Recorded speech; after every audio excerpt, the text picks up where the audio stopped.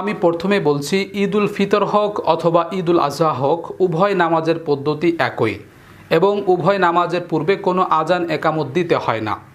এবং সেই সাথে আরও বলছি, ঈদ উল ফিতর কিংবা ঈদ উল আজহা উভয় নামাজ অতিরিক্ত 6 তাকবীরের সাথেও পড়া যায় এবং অতিরিক্ত 11 কিংবা 12 তাকবীরের সাথেও পড়া যায়।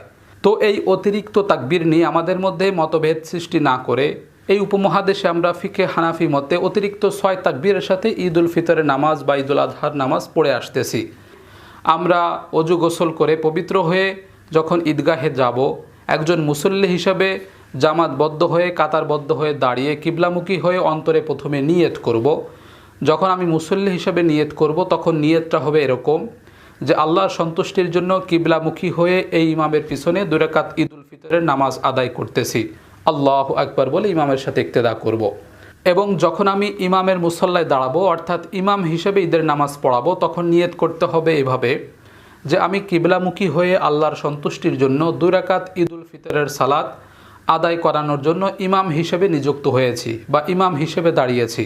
এভাবে নিয়তটা করার পরে তাকবীরে তাহরিমা আল্লাহু আকবার দিয়ে হাতটা বেঁধে ফেলবো। হাতটা এভাবে বেঁধে ফেলার পরে প্রথমে সানা পাঠ করতে হবে, আল্লাহুম্মা বাঈদ বাইনি অথবা সুবহানাকাল্লাহুম্মা ওয়া বিহামদিকা ওয়া তাবারাকা ইসমুকা ওয়া তাআলা জাদ্দুকা ওয়া লা ইলাহা গায়রুক। সানা পাঠ করার পরে আমরা অতিরিক্ত 3টা তাকবীর দিব। প্রথম তাকবীরে আল্লাহু আকবার বলে হাত উঠিয়ে ছেড়ে দিব, দ্বিতীয় তাকবীরে আল্লাহু আকবার বলে হাত ছেড়ে দিব এবং তৃতীয় তাকবীরে আল্লাহু আকবার বলে হাত বেঁধে ফেলব। এইভাবে তৃতীয় তাকবীরে হাত বেঁধে ফেলার পরে আমরা আউযু বিল্লাহি মিনাশ শাইতানির রাজিম বিসমিল্লাহির রহমানির রহিম, এরপরে আলহামদুলিল্লাহি রাব্বিল আলামিন ওয়ালাদ-দাল্লিন পর্যন্ত সূরা ফাতিহা শেষ করব। তারপরে আরেকটা সূরা মিলাবো, যে কোনো একটা সূরা আমরা পাঠ করতে পারি। তো যে কোনো একটা সূরা পাঠ করার পরে আমরা স্বাভাবিক নিয়মে রুকুতে চলে যাব, আল্লাহু আকবার বলে রুকুতে চলে যাব এবং সামি আল্লাহু লিমান হামিদা বলে রুকু থেকে উঠব এবং ঠিক নামাজে যেভাবে পড়ি সেভাবে পড়ে স্বাভাবিক নিয়মে আমরা রুকু থেকে উঠে আবার সেজদায় চলে যাব। 2 সেজদা করে আমরা আবার দাঁড়িয়ে যাব। এভাবে দাঁড়িয়ে যাওয়ার পরে হাত বেঁধে আমরা বিসমিল্লাহ পড়ে সূরা ফাতিহা আবার পড়ব এবং বিসমিল্লাহ পড়ে অন্য যে কোনো একটা সূরা মিলাবো। সূরা মিলানো হয়ে গেলে রুকুতে যাওয়ার পূর্বে আবার অতিরিক্ত 3টা তাকবীর বলবো, আল্লাহু আকবার বলে হাত ছেড়ে দিব, আবার আল্লাহু আকবার বলে হাত ছেড়ে দিব, আবার আল্লাহু আকবার বলে হাত ছেড়ে দিব। এই হলো দ্বিতীয় রাকাতে অতিরিক্ত 3 তাকবীর এবং চতুর্থ তাকবীর আল্লাহু আকবার বলে রুকুতে চলে যাব।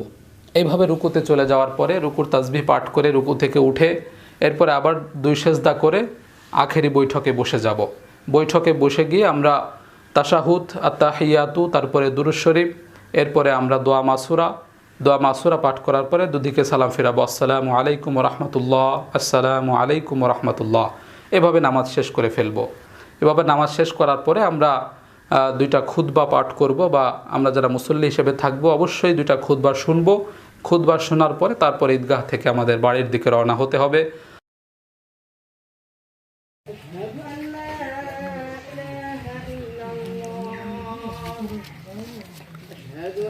সামনে তিনি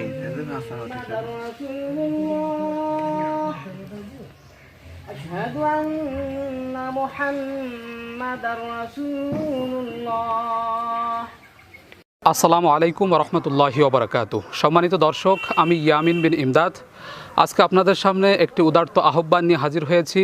আপনারা অনেকেই ইতিমধ্যে অবগত আছেন আমার নিজ গ্রামের মসজিদ বনগ্রাম হাজারি ফকির বাড়ি জামে মসজিদ, যেই মসজিদে আমি প্রতি সপ্তাহে শুক্রবারে জুমার নামাজ পড়াই এবং সার্বিক দায়িত্বে রয়েছি। আমার নিজ তত্ত্বাবধানে মসজিদের পুনর্নির্মাণ কাজ শুরু করেছি। ও আপনারা সকলে দেশ এবং প্রবাস থেকে যারা দেখছেন, শুনছেন, জানছেন, আপনাদের সকলের কাছে উদারত আহ্বান করছি, মসজিদ নির্মাণ কাজে দুনিয়ার মধ্যে সর্বোত্তম একটি সাদকা জারিয়ার কাজে আপনারা যে যতটুকু পারেন শরীক থাকার চেষ্টা করবেন।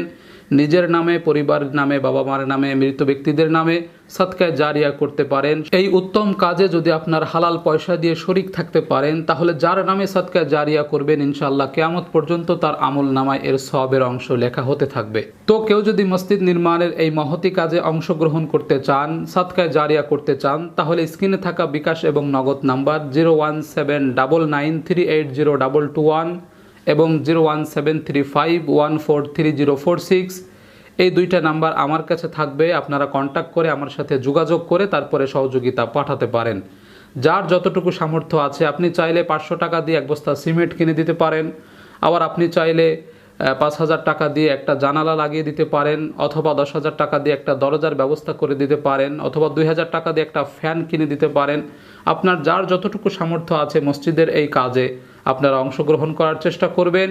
এবং স্ক্রিনে থাকা 01799380221 এটি আমার হোয়াটসঅ্যাপ নাম্বার, এবং দ্বিতীয়টা ইমো নাম্বার। আপনারা অ্যাড করে আমার সাথে কথা বলে ভিডিও কলে প্রয়োজনে দেখে নিতে পারেন।